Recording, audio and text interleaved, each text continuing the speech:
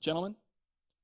Thank you very much, Josh, and thank you very much, Kevin. Of course, we are incredibly excited as well for our next best of three as Nate. I love casting best of threes, but I really don't know who's going to win, and this is one of them. Like earlier today, I mentioned that I'm slightly leaning towards HerO, but it's really hard to call. Yeah, I mean, the first series that we just did, I go into it, I'm like, okay, Scarlet's a favorite. I think it should be a clean series. After halfway through the third game, I'm like, there's no way Aigaz loses this, and then the Swarm host magic happens. But this, as you mentioned, and you talked about this at the top of the show with Cameron, the viOlet and HerO. HerO's had some, let's say, I think it's fair to say, lackluster, not quite as good as we expect from Yep. Liquid HerO in the last couple of months of StarCraft. No, I would totally agree. It's been relatively quiet around HerO. Of course, he did recently participate in the WEC in China, and he walked away with a nice bit of money. It was like 5,000 he got for third place. But as good as that sounds from HerO in an 8-man tournament, you still expect a little more. I'm sure that he expected more of himself. And what's worth mentioning as well, in that tournament, he went 6-0 in PvP. That's awesome, but there's no Protoss in his group today. And he went 1-4 against Jaedong. He lost twice against Jaedong. Jaedong was the only player that defeated him that tournament. But still, if you would have told me 4 or 5 months ago that HerO was going to go 1-4 against Jaedong, I would have disagreed with you. I was like, nah, I can see Jaedong win, but that's going to be a really close series regardless. What's really funny as well, Nate, and that's something that I almost forgot about, and I can't believe I did. I should shame myself for that. But HerO and viOlet have a very fun history with each other because they played in the final of a major tournament a long time ago. And do you remember which one that was? Which one was it, Kev? Why do you think I should be ashamed of myself for not knowing it? I mean, I kind of knew it. I just didn't really think of it. Were you at the tournament, Kevin? Yes, it's NASL Season 4. Oh. It's a really long time ago. Back then we were still playing Wings of Liberty. When I went over the results, I was like, yeah, that's right. I can't believe I didn't think of that immediately. viOlet was up 2-0 in that series. Of course, it was a very different game, different meta. It was Broodlords, and right now I don't think we're going to see a whole lot of Broodlords. But viOlet went up 2-0. HerO came back to 1-4-2. But it's 2.5 years ago. They did play against each other once this year, which I believe HerO won 2-1. That was an IEM global qualifier for Katowice. But overall, they haven't really been running into each other a lot lately. But you'll never forget someone who defeated you in the tournament final, Nate. No, that's the kind of stuff that can rag on you for a little bit. But let's hear what the players have to say. We have an interview here. We've got our wonderful translator James here as well to help talk to HerO. What's up, guys? Thank you, gentlemen. Cam Dozer here once again with our next two combatants today. To my left, we have Liquid HerO, and to my right, we have viOlet. viOlet, let's start with you. You're currently ranked 18 in WCS points. You're right there on the cusp. Has BlizzCon begun to enter your thoughts yet, or are you just trying to focus on one match at a time? I'm just trying to focus on my match. That's how I get into BlizzCon. Okay. Now, I want to ask both of the players here, actually, because you were playing some off-race matches versus HerO earlier, where you were actually playing Protoss and he was playing Zerg. What happened in those matches? I thought I got to win because I use a lot of different things Protoss can do, but he just made a lot of Somers, just keep defense, and I lost. And I'm like, I don't even know Somers that good, but so I might think about if I use or not at this match. All right. Well, so let's hear HerO. What were your thoughts on the off-race matches you guys played earlier? 송혜도 선수 아까 김동완 선수랑 부tö전 하셨던 거 군단 숙주로 이기셨는데 그거에 대해서 어떻게 생각하십니까? 군단 숙주가 세기 때문에 군단 숙주만 만들면 이길 수 있다고 생각했어요. Storm hosts were pretty strong when I played against him, so I figured if I go Swarm host, just only Swarm host, I could win, and I won. All right. Now, a more serious question. You're a player that's known to take your losses pretty hard, but lately on Twitter, you've seemed much more optimistic.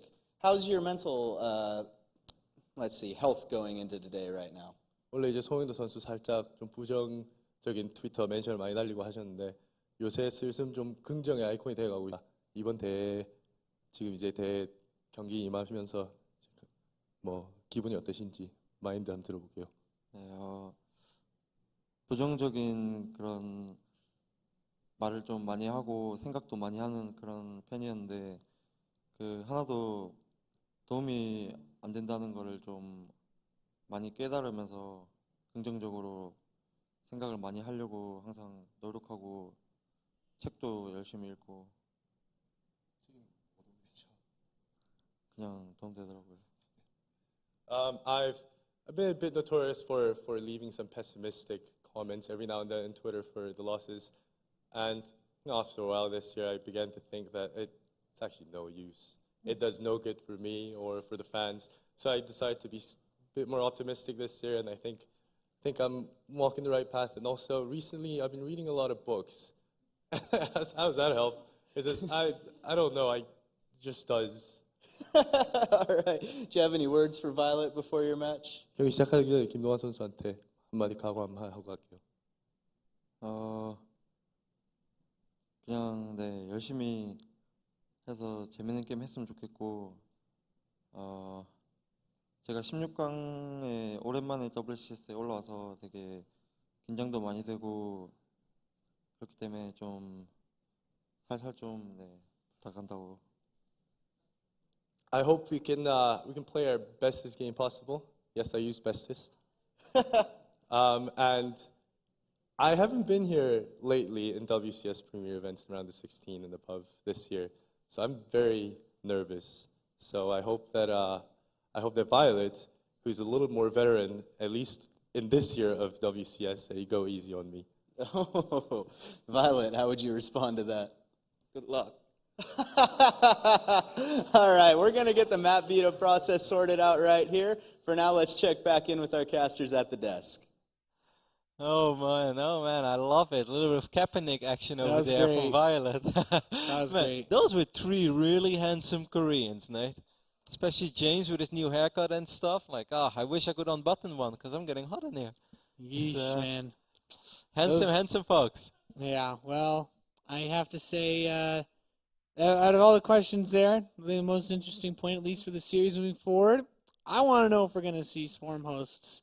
Okay. We saw a lot of them from Violet in some of his series over the last year.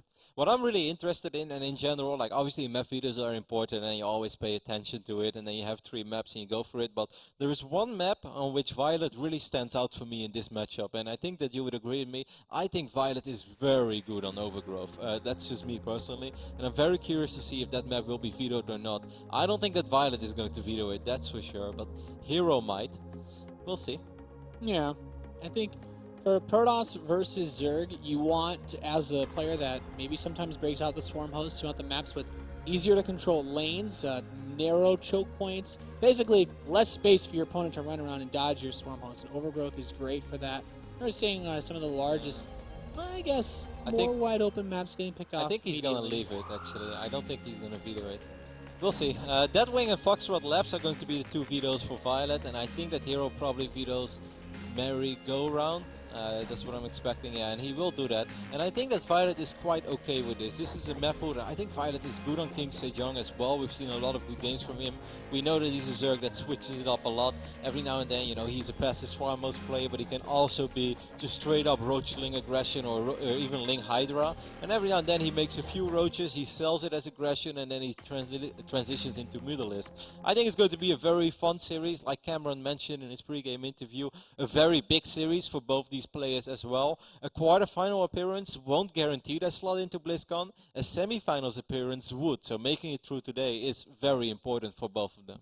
Yeah, those WCS points, very important at this stage. We're just about out of time for these guys. I think. Yeah, no, this is it. This is probably their last shot. I don't Yes. know if they're going to DreamHack Stockholm or not, but BlizzCon, you know, we keep talking about it, but it's coming closer and closer. Every single day we're getting closer to it, and there are really not a whole lot of tournaments left where players will gather points, and both of these guys being on the edge, like between 17th and 20th spot. It depends how you calculate the rankings, whether you include the points they already earned this season or not in it. But bottom line is, if either of these two makes it to the semifinals of WCS America Season 3, they can prepare themselves for another trip to Southern California. Yeah, I think definitely something that's very doable for HerO, as he's just a little bit ahead of Violet from the information we were just shown on the screen. So I'm thinking for a series like this, I mean, with the weight of everything, Violet and Scarlet have played a pretty good amount of ZVZs lately. Of course, we've always been interested in what you guys think as far as who makes it out of groups first. Anybody who picked Violet for their ESL fantasy team for WCS, Scarlett's got to be feeling okay so far, as she's just one series away now from potentially moving out in first place. Of course, we've been running fantasy all season long. This was a tough one for me, actually, Nate. I think I picked HerO. I'm pretty sure I did, because I remember picking HerO, and then you asked me, like, wow, you picked HerO to win the group? And it's a really hard one. Like, I guess was an obvious dark horse in this group, and there's still a chance that he makes it out because he played phenomenal in his first series of the day. But between viOlet, Scarlet, and HerO, I don't really know who I favor.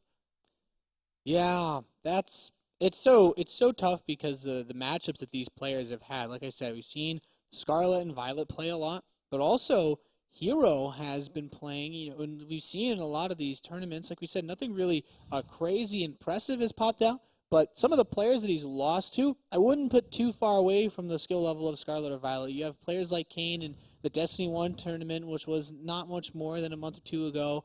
And I feel like HerO kind of needs this, I think, to keep that reputation going, at least. He really does, because if you go over the history books, if you look at the amount of prize money that these players have earned, HerO alone has earned more prize money in his career than the other 3 players in this group combined. And viOlet and Scarlet have earned their fair share as well. viOlet a little over 100,000, Scarlet a little under it, but HerO has gathered like $245,000 in his career already. He's been an incredibly successful StarCraft 2 player over the last few years.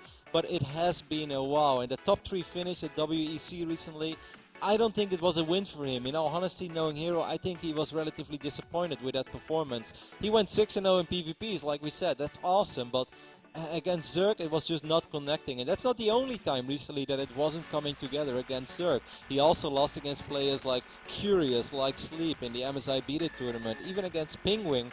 And those are all good Zergs, but Liquid HerO, man, like, you don't expect him to lose 5 out of his last 6 best of 3s against Zerg, and that is a little alarming. Yeah, he has. I think there's a lot of weight that people put on him to move forward because he is a champion of StarCraft, because he is as successful, as you say, with that crazy amount of prize money earned. But viOlet, man, this year he's really bounced back from having a pretty quiet 2013. Now he's done well in pretty much all the tournaments that he's played in so far. It's been an incredible summer for viOlet. He hasn't won a tournament yet, and we know that he's really eager to do so, but 2 top 4 finishes at the Red Bull Battleground events, the one in Atlanta, the one in Detroit. He had an amazing MLG Anaheim, and also last season was the first time ever that he actually made it to the round of 16 in WCS America Premier League. I know he did it twice before, but back then he wasn't able to make the travel. Last season he was, and he made it to the quarterfinals, so that was his best result up to date. And now he's here again, so it's just been an awesome year for viOlet. He's still waiting for that one phenomenal tournament result that everybody talks about again for a long time, like that IPL runner-up finish he had in 2012, or winning the MLGs back then like he did. But it's been an incredibly successful summer for the Red Zerg player that's spawning on the left bottom side of this map that I think he adores oh so much. It is, of course, viOlet. Quite a year for the teamless Zerg player, and his opponent in the top right, representing Team Liquid, he is HerO.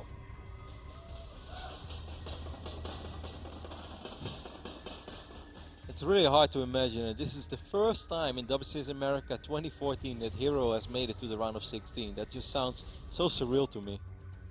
Yeah, it's been a rough year as far as WCS goes for HerO. Especially because you had to mention every single broadcast that he was one of the upsets that lost in the round of 32, Nate. Hey, it's because it was that big of a deal. We took the meta full swing, and actually, he's now it's crazy that we mentioned that he gets eliminated, but really he's a guy that if you looked at 2014 at the start of the year before WCS America Season 1, and you say these are all the players that are probably going to compete for Premier League, HerO is a guy that you would put, I think, in the top 8 almost every season. Yep. Like, he's not someone that should be dropping out or having to play in Challenger League matches. And you'd say maybe a newcomer like Pig Baby won't get that far, and then he wins the whole thing.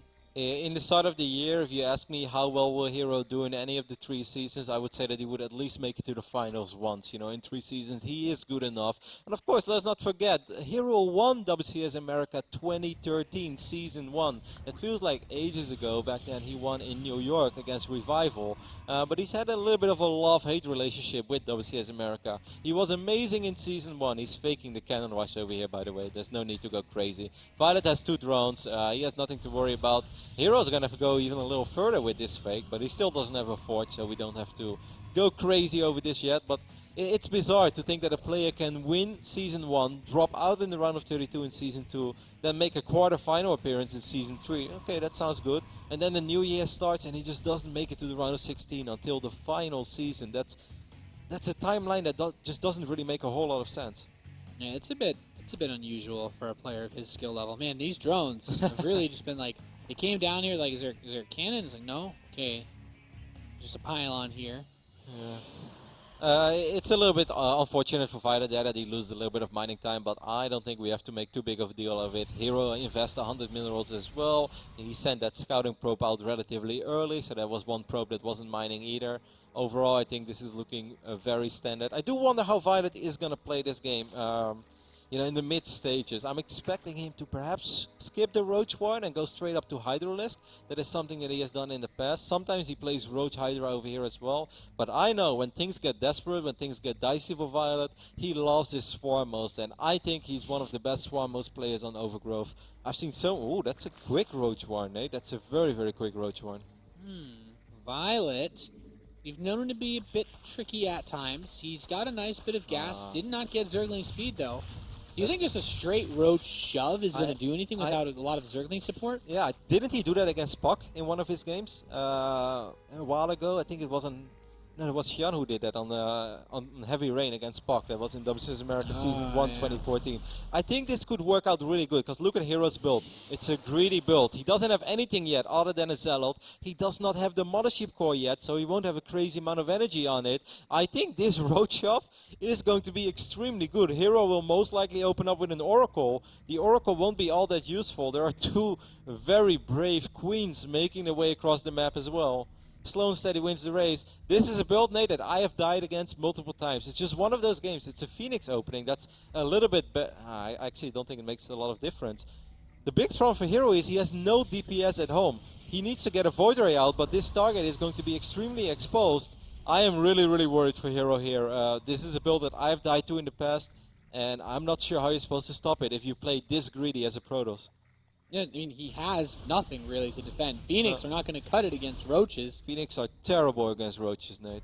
Yeah, this, I mean, it's not like HerO has magic intuition said to just build Void Rays. His scouting probe is going to go back maybe and see the Bailing Nest behind this as well. I love what viOlet is showing us over here, and I think HerO is in incredibly amount of trouble in game number 1.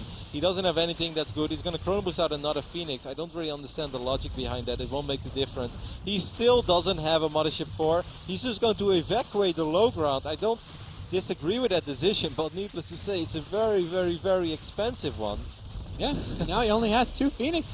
viOlet's like, yeah, I'm just content with killing absolutely everything here. Of course, going up the ramp into the main base is always tricky, but no Warp Gate either. Yeah, this is, I mean, HerO, the only thing he has going for himself is that he has an incredible amount of workers, but it's all on one base, so he's not going to outmine viOlet severely, not at all. Yeah, he wants to start forcing out those force fields. The damage, I think, has been done already. If I was viOlet, I wouldn't try to continue pushing over here. I would just, you know, let it go. You already did so much damage. There is a small chance that HerO can stabilize behind this. It's going to be extremely difficult. I think without Warp Gate, his inability to make any more sentries kind of wrecks him, though. Oh, he might even lose before he gets into his last force field out? Okay. Yeah, he does get the force field. The HerO just doesn't have units. He basically dies in 15 seconds when he sends. He either dies now or in 15 seconds or in 55. But his fate is sealed. It's a very unfortunate game number 1 start for HerO, who tried to cut a couple of corners, but viOlet showing that he's gathered a lot of experience over the last few months, and he's getting better and better at making these judgment calls. Of course, he's rolling the dice a little bit with a strategy like this, but it was a perfect call. GG is called, and viOlet picks up a very quick and easy game number 1 on Overgrowth. Man, you know, I know viOlet plays a little bit of random on the NA ladder. When you play versus someone who plays random, these are the kinds of strategies that you're like, Like, okay, he's got to be a cheeser. You could tell that viOlet is very experienced against all sorts of strategies because that's not something that we see a lot of Zerg players just bust out. Nah, it's incredibly risky because if your opponent opens up with a very quick Mothership Core and also adds the Fortune a little bit quicker, a Cannon, a Sentry, a Photon Overcharge, and then trying to Chrono Boost out of Void Ray can already be good enough to stabilize against this. But HerO, his opening was one of the greediest out there. It can work out. You know, what's the idea behind HerO's strategy, one might ask? Well, the thing is you get your Phoenixes out quicker than you ever do before because you don't build anything that costs gas before you start chrono boosting out those Phoenixes. And Phoenixes guarantee yourself some economic damage, but it hurts the Zerg a lot more when he's on, like, let's say 38 drones and you kill 5 drones and he falls back to 33 than when your Phoenixes start killing drones when he's on 55 drones and he loses 5 drones and he falls back to 50. 55 or 50, he's still going to have a great economy. 38 or 33, that's a pretty big difference in that stage of the game. So that's the idea behind it, getting very quick Phoenixes out. It can work, it can be awesome, you might even get a queen kill as well. And of course you force out the Spore Crawlers earlier, which means even less drones for the Zerg to work with, but there's a reason why it's risky, Nate. And it's unfortunate for HerO though, because this is one of these things you can't really do too much about it. You take a calculated risk, you don't think your opponent is going to do something super crazy early on, but then he does and you die. Yeah, definitely one of those strategies that you're not going to see viOlet bust out often. But man, a very smart one to start the series off with. I will say. Makes me feel that viOlet has done his homework on HerO, because HerO is indeed a player that cuts a few corners every now and then. We do know that he loves Stargate play, but a Stargate opening doesn't have to die against his opening. It's just this specific version of the Stargate opening that dies against it. I mean, you go Nexus into Gateway, into Stargate after one pylon donation at your opponent's face. And one Zealot. Yeah. That one Zealot, though. That Zealot. If that Zealot would have gone to the gym just a little bit more, he might have been able to kill 8 roaches. But he would have had to gain some superpowers down the road. It wasn't meant to be, Roddy. He forgot his protein shake, and that's just... You know, viOlet's got lots of those. Let's just say that. We're loaded into game number 2 on King Sejong Station. As our, our Zerg player did pretty well for himself this year. He's doing well in this match. This Protoss player now needs to win 2 games in a row if he wants to move on to the upper bracket match to play versus Scarlet. In the top left, in blue, representing Team Liquid, he is HerO.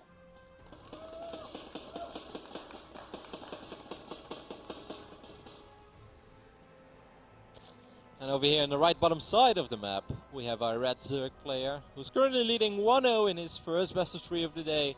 It is, of course, a viOlet.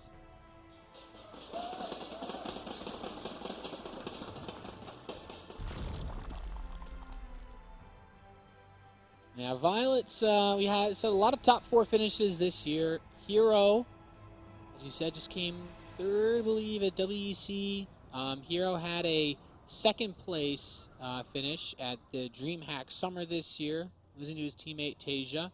So you see, he's still been out there, he's spilling around. Just, I mean, when you look at how many top 4 finishes viOlet's had, though, that is also pretty damn impressive. Yep, no, I totally agree, Nate. So we'll see what's going to happen on King Sejong Station. HerO once again dropped the pylon on the low ground, but he could still decide to drop a forge over here as well, but it's already a little late. And he's actually going to do it. He's going to drop the forge in the back of his main. So he's trying to trick viOlet over here, but viOlet is not taking the same risk as he did in the previous game, as we see the spawning pool already going down in the right bottom side of the map. So far in this series, HerO can't catch a break. Look at this drone. Yeah, and Boom. viOlet with the Dukes of Hazzard as well. The top side of his own little base. Got the drone to the low ground, so he will still be able to expand. And it's not the end of the world, but these are just all small things. It's really frustrating as a Protoss player. You're like, man, nothing is going my way. I can't cannon him. Oh! And then I was supposed to block that hatchery, and I'm not doing that either. Did he just lose a probe? Yeah, man, that drone, Wow. he's got fists of steel, man. He's knocked that guy out. Very rough series so far for HerO. Nothing going his way. But we saw that before, didn't we? What was that series last week where we saw someone nothing going his way in game number 1 and even game number 2, and then he still bounced back? I mean, at first, the only series that immediately comes to my mind, I think, was Zest or someone versus Life at IEM Toronto, where like the first game, Life just wrecked him, and then after map 2, like everything turned around super fast. It was Huck, his final series of the day, where he lost game number 1, And game number 2, he had a pretty horrible start as well with his cannon rush not really working. Oh, okay, yeah. Or like his hatch being blocked or something. And then Hulk still bounced back and he still won the series and qualified for the round of 8. Of course, very excited to see Chris Loranger make his first round of 8 appearance. Just a couple of weeks. I think that's going to be awesome, Nate. Man, that's it's really exciting to see how well he's been doing in this season. Our non-Korean representation has been pretty damn good for Season 3 of WCS America. He took that extractor, by the way, in his main. It's a little bit frustrating for HerO, especially because he opened up with a Forge, which means that his units to attack that is extractor are going to be out a little bit later. It's going to take a little while, and you're always a little bit paranoid when you use your first Zealot to kill an extractor. You often don't have a full wall of in natural. And then you have to worry about your opponent making a bunch of Zerglings, which could be very frustrating. Even though there is a cannon, but a single cannon is not going to be enough against 8 or 10, 12 slow Zerglings, which is unlikely, but so was that Ro16 in the last game, and that happened. Yeah, that's a very good point. I think it's, against an opponent like viOlet, it's very silly to rule things out, because if he thinks that there's something he can throw at you, you will not hesitate to bust out the crazy strategies, that's for sure. We've seen a mind game even Terran players with fast speed cancels into fast layers. And in this matchup, I think it's no different. And this is also a map that I think we've seen over the course of its usage, King Sejong Station, be very good for Swarm host based play too. Yep, we've seen it a lot. It's also a map where the Muda switch is extremely popular. How often do we see the Zerg player just putting on a lot of pressure? That is indeed a very quick layer, like Flo is showing us. Of course, our awesome dedicated observer. 6 minutes and 11 seconds. That is very quick for this matchup, even before going up to 3 bases. It could mean many things, but with viOlet, I'm afraid to say whatever could be a certainty. I think we're just going to have to sit back and see. What are you expecting, Nick? Now, he finished Zergling speed. I mean, is viOlet crazy enough to just immediately go up to Hydralisk then and just do a quick attack on like a third? I don't know. HerO doesn't really have any tech set up. Like, he has a Forge with +1 going, but there's no Robo, no Stargate, so he doesn't really have a lot of options other than going for a really big gateway attack when his +1 finishes. He's adding 2 additional gateways and now another robotics facility, so this is an extremely passive opening for HerO, but you know, it's definitely something he could work with. He also has 2 cannons in the front already, which shows us that he's a little bit paranoid about what viOlet could potentially throw at him. There we do see the infestation pit. Could it be Nidus Swarm host, Nate? Is that a thing these days? Nidus with Swarm? I mean, I wouldn't say no to it, but that's a bit... Yes. It's a bit adventurous of a decision if you ask. Oh, well, there you go. The question is answered. Okay. We were just watching like Fenner's stream or something. Some guy who mass Swarm hosts. I mean, this was a very popular thread when the Swarm host just got introduced. A lot of players were doing it. I remember even Hitman, Mr. Bitter's favorite player in the world, busted it out against Oz, I think. Didn't go too well for Hitman. But, that's actually really unfortunate for HerO. He saw the infestation pit, he didn't see the Nidus network, but he might expect it already. Double Stargate is going to be his answer. What was that game that we saw? It was Snoot's game, right? Snoot's game on Altazim very recently. Where he just had all... was it at Intox Remasters Toronto? I'm not sure. One of his games against HerO, I think, that Snoot went for some crazy aggressive Swarm host play as well. Then the Protoss player went after 1 Stargate actually into 3 Stargates, and he hit a bunch of Void Rays, and that really backfired. It's extremely important for viOlet to scout this, because viOlet most likely will have enough anti-air to deal with 1, maybe 2 Void Rays, but if 4 or 5 Void Rays show up, it can completely shut this down. Yeah, this is... It also comes down... Pretty bizarre game. Yeah, it also comes down to how much gets committed. Like, how many queens are going to be built? Are any extra ones going to be sent through here? Will static defense be added on? Because I think you add a Spore or 2 with these queens, and suddenly just Void Rays are going to have an awkward time. And already, the Locusts beginning their dirty work. Yep, they start that grave shift. Warp It's very Prism nice for actually HerO really that he has such... Oh my god, he has a bunch of sentries in the Warp Prism. I didn't even see it. I thought it was just Zealots. This could be extremely frustrating. This is going to slow viOlet's push down a little bit. He sends back a couple of Zerglings. I don't think that's enough. Good force field on the ramp, I believe. If he wipes in like 3-4 more Zealots now, this is going to be extremely frustrating for viOlet to deal with. So far, good Warp Prism micro by HerO as well. HerO, where are your Warp Pins? viOlet needs to send more units home. Yeah, there's 1 Swarm host at home, sending Locusts in. These bad boys aren't really accomplishing anything at all here. I must say I'm very surprised by the Phoenixes that are on the production tab now. Phoenix, not, in general, not the perfect unit against Swarmos, especially not when you're under pressure already, but who am I to disagree with HerO, right?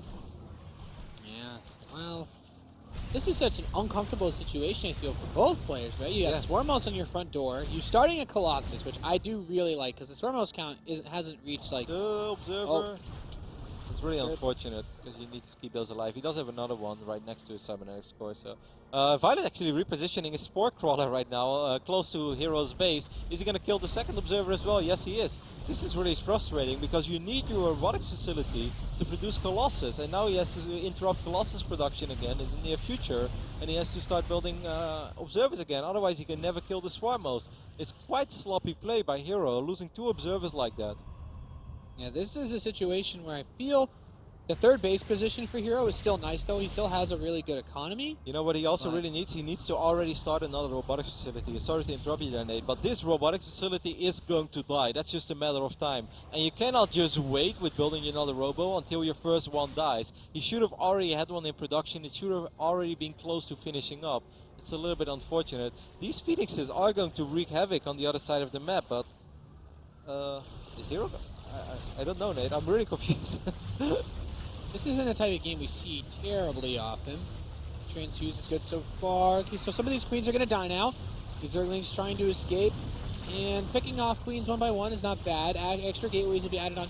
How does HerO, like, what is your play here? Because he's going to harass. I mean, I feel like the Phoenix aren't going to kill everything, although they could certainly come close. Yeah, they're actually coming very close. Eventually enough Spore Crawlers will be up that it's going to be frustrating. The good thing about these Phoenixes is that every time these Swarmos are going to reposition, HerO is probably going to try to swing in and just pick them off.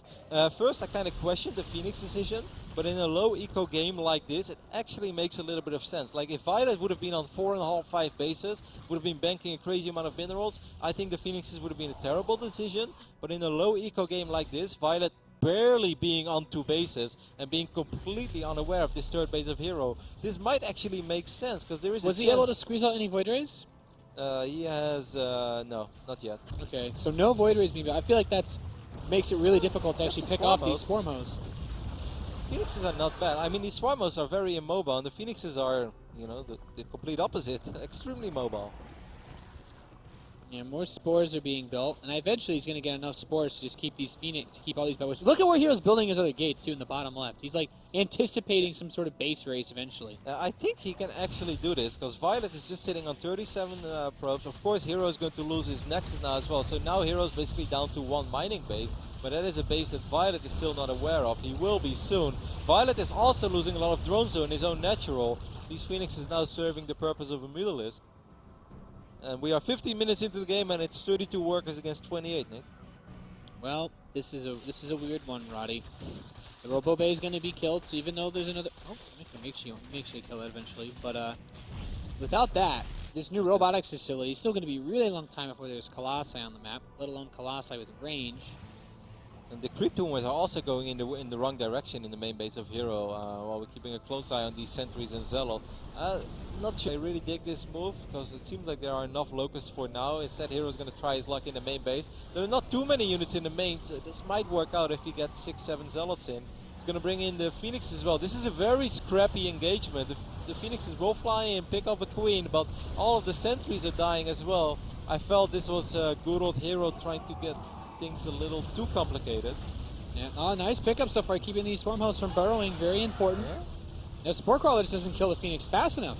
This is a really bizarre game. HerO's on 55 supply, but he is doing a lot of damage in the main base of viOlet, who's working off now 38 drones. He did squeeze out a few more. Of course, these Spore Crawlers are eventually going to shut these Phoenixes down.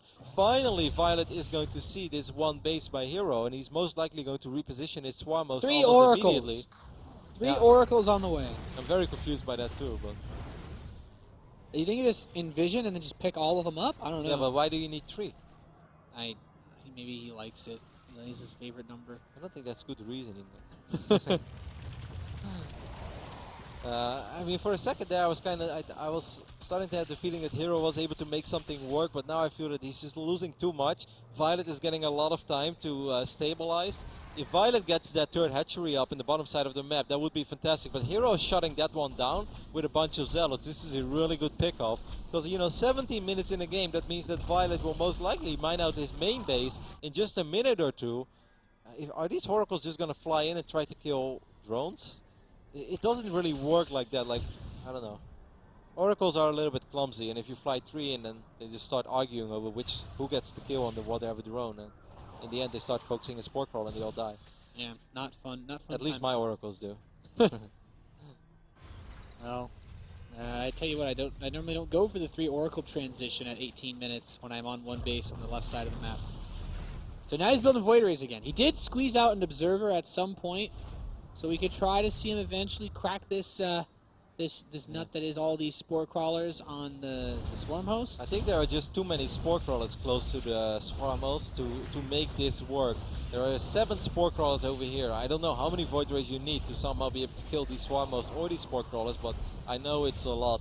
HerO doesn't really have anything else. He has still that 1 Colossus on the ground, but he doesn't have extended thermal lens, so that Colossus can't really do anything either. Infestors was the next weapon of choice too. 7 of them on. I'm impressed that he actually has this much gas in the bank.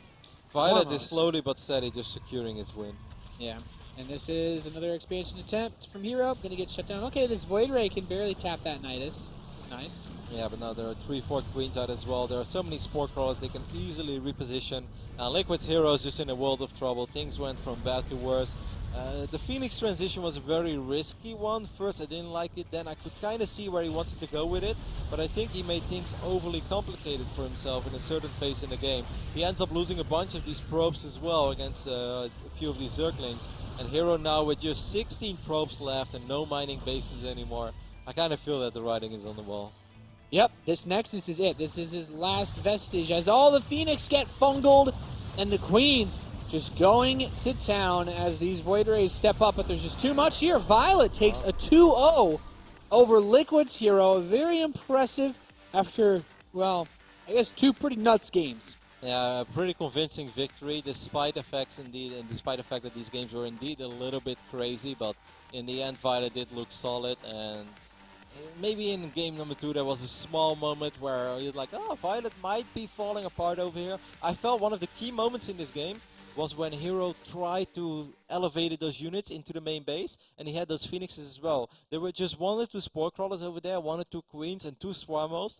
If that would have gone perfect, even if he gets the Sentries in, he gets the Zealots, and he wipes in 4 more Zealots, I don't think there is a saving anymore. I don't think viOlet can ever secure his main base. He really didn't have anything prepared to defend against that at all. It was like a really, as you said, scrappy defense that he was able to string together. Yeah, I kind of think, like, whenever I see something like that, I think as a Protoss player, like, how would you control that? How would you group your units? And that would be very complicated to a group. I guess the Phoenixes are separated, but then you have these few units that couldn't enter the Warp Prism. You have to drop those units in the main. But if you group everything together and you make 1 move command, and you mess with the AI and everything starts running around. So it was something that's very hard to execute. It's also something that we know that HerO can execute if he brings his A++ game. But if HerO wants to make it to the round of 8, it's going to have to be a lot better from this point on, because viOlet played well, but I think HerO can definitely play better. Yeah, definitely. So we're going to have our upper bracket match later on today. Be viOlet versus Scarlet, a ZvZ matchup we've seen many a times. Yeah, 2 players that know each other very well, and also a matchup that you and I have casted quite a few times over the last few months, and it's always fun when they go up against each other. Yeah, pretty crazy. Our lower bracket match, our next series of the day, will be between Aegis and HerO. Pretty crazy TVP. Yeah, especially when you take into consideration that Aegis did defeat 2 Protoss players to make it to the round of 16, Alicia and Jim, so that should be a really fun one. Yeah, I'm excited to hear about that. Hopefully you guys are too. Let's hear from Josh now before we move on to the next series. Thank you, gentlemen. Well, that was different, to say the least, that series, but well done to viOlet. He does move on to the winner's match against Scarlet, the Queen of Blades. Zerg versus Zerg. You know, back in the day, viOlet had a nickname. We called him the Surgeon Zerg because he wore a mask at an MLG event years ago. I think he deserves another nickname now. I gave him that bro hug where you shake hands and then hug, and it was like hugging a solid titanium man. The guy is ripped, so we need a different name for him. Let us know on Twitter, hashtag WCS. What nickname would you give viOlet? Also, make sure to check out the gear store for Blizzard. That is gear.blizzard.com. Make sure to use that promo code that shows up to get 10% off. You want to get one of those plushies, maybe a couple of those figurines, Jim Raynor or Sarah Kerrigan, to put on your mantle or next to your computer or on a bookcase. They're pretty awesome, and they are quite the collector's item, so make sure to check that out. We're going to be back with a couple more items from our sponsor Newegg and Cooler Master, and then the next series. Stay tuned.